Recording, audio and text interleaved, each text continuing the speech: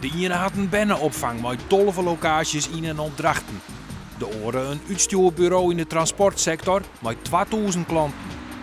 Beide hadden ze haar een pitch voor de jury jong goed oefenen. Naast mijn vrouwelijke intuïtie heb ik nog een ondernemersimpuls. Door mijn aderen stroomt dieselolie. Vandaag is een maatschappelijk verantwoorde organisatie. Dat betekent dat wij het belangrijker vinden om toegevoegde waarde te leveren dan om veel geld te verdienen. Dan is dat maar duidelijk. Nou, waarom had ze nomineerd binnen? Marije van der Werf begon werftalent 3 jaar lien vanuit huis.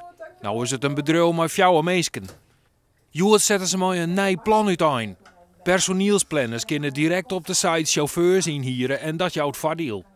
Een winkeldistributiechauffeur die kan bijvoorbeeld net wat een betonmixerchauffeur doet. Dus daar moet eerst ik een filter op komen. En dan wordt de beschikbaarheid onjong.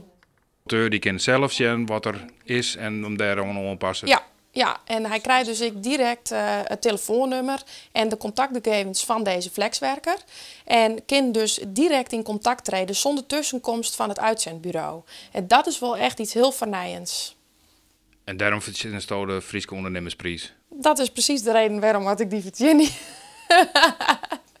Maar dat vindt Janneke Plantinga van Vandaag BSO natuurlijk ook. Haar formule werkt het zo goed dat ze zo'n 2009 flink groeid is. In een sector dat hele grote klappen vallen. Nou, wij zitten op bijzondere locaties. Boetende squallen vaak in een wijkvereniging of bij een voetbalvereniging in de kantine.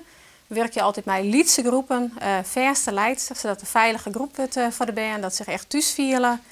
En daarnaast brengen we band altijd naar sport- en cultuurclubjes, zoals zwemles, muziekles, atletiektraining, wat ze maar willen. En zo onderscheerde bij de vrouw haar van de concurrentie. Jong ziet het de jury de jonge ondernemer van het noorden uit. Dat liep het alleen van Friesland al een hele toer.